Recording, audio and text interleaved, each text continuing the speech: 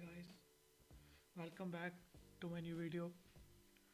Today in this video we will discuss about what is trading, what type of market are there in trading. So let's start this video. See, what is a trading? Trading क्या है? Trading का मतलब क्या है? Trading का मकसद मतलब किसी चीज़ के बदले किसी चीज़ को एक्सचेंज करना।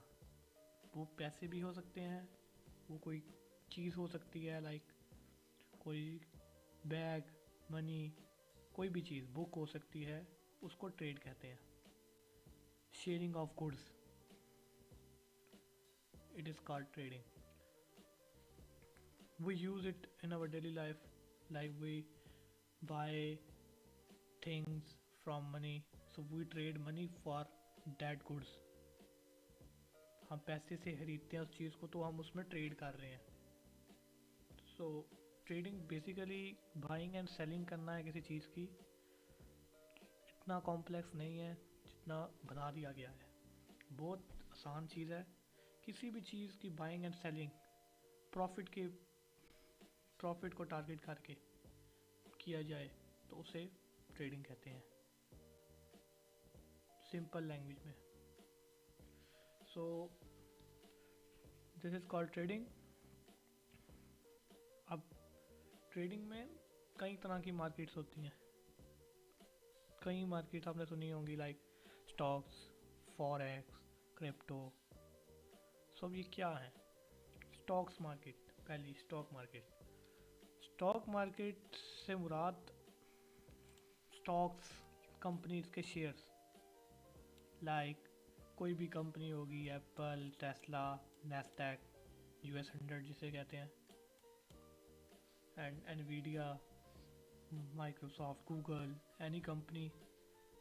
You buy share of them and hold it for a long period, so it is called trading. Buying and selling of shares, company shares, so it is called stock trading or equity trading. Then secondly, forex trading, forex market. See, what is a forex market? Forex market is basically a foreign currencies exchange. For mean foreign and ex mean exchange. Forex इसकी short form है foreign exchange की. So basically इसमें हम currencies का exchange करते हैं, like major currencies euro, US pound and Japanese yen, like US dollar, Australian dollar. So इनमें हम ट्रेड करते हैं. और इसमें हम एक करेंसी के बदले दूसरी करेंसी खरीदते हैं. Like if we want to buy euro, we buy euro for USD. We this is wait we sell euro for USD. Okay, we sell euro for USD. Easy. Then in crypto market, you see people often telling Bitcoin. So Bitcoin is basically a digital asset which is crypto coins, cryptocurrencies. These are digital assets. So Bitcoin, Ethereum, and Solana are some bigger coins, bigger assets. So people often trade in them. It is called crypto market, forex market, and stock market. So we will discuss forex market because people often misconcept this कि how we can make profit from currencies to currency, what it's mean. See, what is a forex? Forex exchange usually happen between two currencies. Like if there's a USD is major currency in international market. That's why mostly pairs are in USD, and we also trade in US dollars, and we trade US dollar for euro, JPY, Japanese yen, pound, etc. Okay, so what, how we make profit between them, how we how we buy this, and how profit is generated. So basically euro USD का pair है, तो USD जो है base quad currency है, USD है quad currency, और euro है हमारे पास बेस करेंसी। बेस करेंसी पहले आती है जो मेन करेंसी होती है जिसको हमने बाय करना है, सेल करना है। क्वाड करेंसी वो होती है जो जिससे हम बाय कर रहे होते हैं, लाइक जिस पेयर में हम ट्रेड कर रहे हैं, major. Okay, understood. So see इन हम जो है ना प्रॉफिट कैसे जनरेट करते हैं, हम करते हैं जैसे okay okay okay like see a basic example, if you buy a currency like 1 rupees equal 100 some, let's take example, अगर 1 यूरो 100 रुपीज़ के इक्वल है, ओके 100 रुपीज़ के इक्वल 1 यूरो है, ओके हो गया। सो जब हमने खरीदा था तब 100 का खरीदा था, 100 रुपये 100 रुपीज़ पे किए थे, तो हमें 1 यूरो मिला। तो हमने खरीद के रख लिया, चाहे 1 दिन बाद, 10 दिन बाद, 1 महीने, 1 साल बाद, हम उसी 1 यूरो को जब बेचेंगे, अगर तो उसका प्राइस बढ़ गया, 100 से 120 हो गया 1 यूरो, तो वो जो 20 रुपये होंगे ना, वो हमारा प्रॉफिट होगा, वो हमारा प्रॉफिट होगा। बिकॉज करेंसी एक एसेट है, इसकी प्राइस बढ़ती भी है, कम भी होती है। एसेट वो चीज़ होती है जिसकी प्राइस बढ़ भी सकती है, कम भी हो सकती है, वो एसेट है। लाइबिलिटीज़ होती हैं, वो अलग चीज़ है। लाइबिलिटी में प्राइस कम होती है, वो डेप्रिशिएटिंग एसेट है, उसे डेप्रिशिएटिंग एसेट कहते हैं। ओके, सो करेंसीज एसेट होती हैं। This was the easiest example that I give to you. Like, if 1 euro is equal to 100 rupees, if you bought it on a certain day, and after a month or few days, you sell that euro again, if its price is higher than before, so the difference between those price is your profit. और अगर इसकी price कम हो जाती, like 90 हो जाती, तो वो जो 10 का नुकसान था ना, वो लॉस होता है, वो हमारा लॉस होगा। तो इसमें लॉस भी है, प्रॉफिट भी है, दोनों चीज़ें होती हैं। ओके, अब आ जाते हैं ट्रेडिंग को लेके कि कई लोग कहते हैं ट्रेडिंग हलाल है, हराम है, कोई कहता है हलाल है, कोई कहता है हराम है। सो हर किसी का अपना पर्सपेक्टिव है, कोई किसी को हलाल दिखता है, कोई हराम दिखता है, लेकिन हमेशा अपनी रिसर्च करनी चाहिए और उसके मुताबिक फैसला लेना चाहिए कि हम क्या करना है, हमने क्या नहीं करना। सो ट्रेडिंग हलाल है, हराम है, इस पे खुद रिसर्च करनी चाहिए।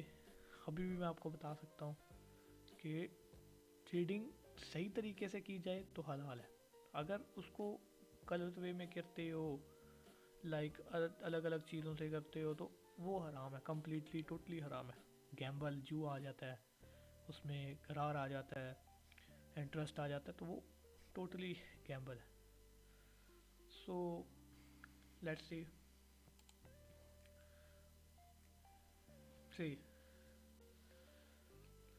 Here how a trading can be halal in Islam.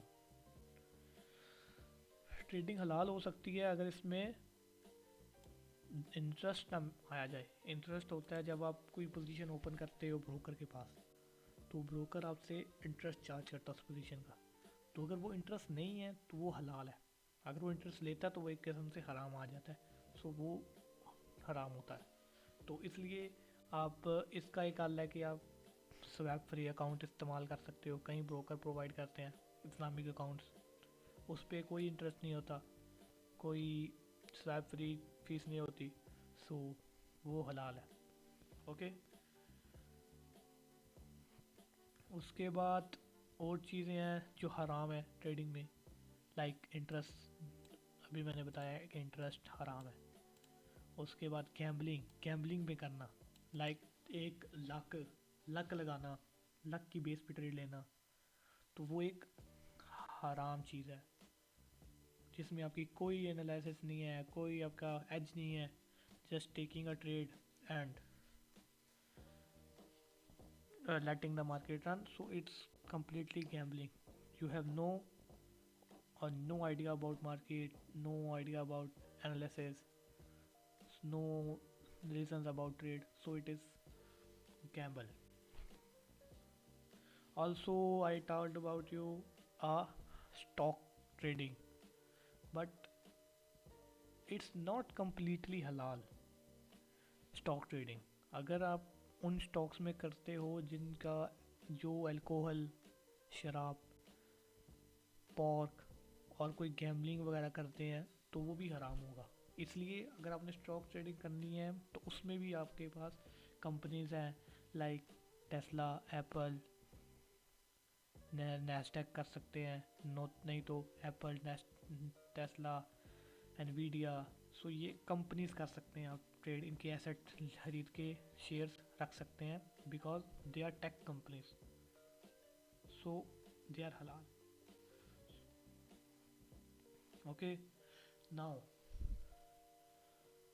trading have two components। अब ट्रेडिंग का पता चल गया ट्रेडिंग क्या होती है, ट्रेडिंग कैसे होती है। अब ट्रेडिंग को कैसे हम इस तरीके से कर सकते हैं ताकि वो एक गैम्बलिंग ना हो, आपको पता हो कि आपकी ट्रेड क्या कर सकती है, क्या करने वाली है। सो एक लक की बेस पे नहीं आप ट्रेड लेते, आपको एक टेस्टेड सिस्टम चाहिए, एक स्ट्रेटजी चाहिए, सेट ऑफ रूल्स चाहिए ताकि आप उसको अच्छी तरह एग्जीक्यूट कर सको। So basically there are two things in markets you can use to trade. First one is technical analysis। technical analysis क्या होते हैं? Technical analysis are basically the charts, the candles, the charts on which you apply your strategy. Those are technical analysis, they are technicals। Technicals are like we do this using support resistance, this is resistance and support, these are called technical analysis, these are tested systems। ये पिछले 100 साल से लोग इस्तेमाल करते आ रहे हैं technical analysis. Fundamentals भी समझाता हूँ मैं वो क्या होते हैं। पहले टेक्निकल सुनो। टेक्निकल्स में पहले टेक्निकल्स होते थे, एक ग्राफ पे होते थे, ग्राफ बनाया जाता था आज से 100 साल पहले।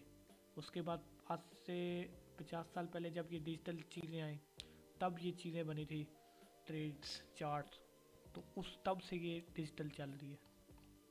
What is fundamental analysis?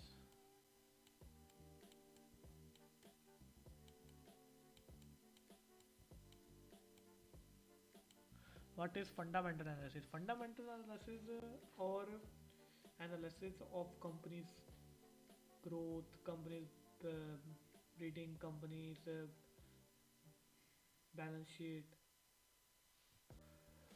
In forex fundamental analysis are like seeing news, NFP, CPI, these news, major newses. So these are called fundamentals। Fundamentals क्या होते हैं? फंडामेंटल्स में आप उसमें ना आप क्या करते हैं, आप जो है कंपनी की बैलेंस शीट पढ़ते हैं, कंपनी की देखते हैं बैलेंस शीट को देखते हैं कि कंपनी कैसा कर रही है पिछले सालों से, प्रॉफिट में है, लॉस में है, कंपनी की प्रॉफिट बढ़ रहे हैं, रेवेन्यू बढ़ रहा है, प्रॉफिट बढ़ रहा है, एक्सपेंसेस कम है ज़्यादा है, उसके बाद कंपनी कितने लोन में है, क्या कर रही है। तो ये सब चीज़ें देखते हैं, उसके बाद आप एक नतीजे पे आते हैं, रिजल्ट पे आते हैं, ताकि आप उसको खरीद सकें, ताकि लॉन्ग टर्म में आप रख सकें उसे। सो वो होते हैं फंडामेंटल एनालिसिस। लेकिन एज अ ट्रेडर आपने शॉर्ट टर्म ट्रेडिंग करनी होती है, like one one day trading, intraday, और weeks swing trading. So you don't need fundamental analysis that much, because fundamental analysis are for those who hold position for months and years. So fundamental analysis is are not used in intraday trading or swing trading. The main thing is important is technical analysis. अगर आप technical analysis आपको आते हैं ना, तो आप कर सकते हो ट्रेडिंग टेक्निकल्स की बेस पे। टेस्टेड सिस्टम होना चाहिए, एक आपके पास एक प्रॉपर स्ट्रैटेजी होनी चाहिए, उसके बाद रिस्क मैनेजमेंट आपको होना चाहिए। तो वो ट्रेडिंग के कई चीज़ें हैं, कई चीज़ें आती हैं ट्रेडिंग में। सो फंडामेंटल एनालिसिस क्या होता है? फंडामेंटल एनालिसिस का मैंने बता दिया कि ये शॉर्ट टर्म में इस्तेमाल नहीं होता, बट लॉन्ग टर्म में इसका काफ़ी इम्पैक्ट होता है। तो अगर आपने लॉन्ग टर्म के लिए ट्रेडिंग करनी है, लाइक 1 ईयर 2 ईयर होल्ड करना है किसी चीज़ को, तो उसके लिए आपको फंडामेंटल एनालिसिस आनी चाहिए, ताकि आप को लंबे अरसे की कहानी पता हो कि कंपनी में क्या चल रहा है, तो आप प्रॉफिट में आ सको, आपको लॉस ना हो लॉन्ग रन में। Okay, so this is what we I told you about trading. So yeah, this is so yeah, okay. So okay guys, we'll see you in next video. Till then, take care and bye bye. Subscribe and like to this channel. I hope you all are okay. Okay, bye.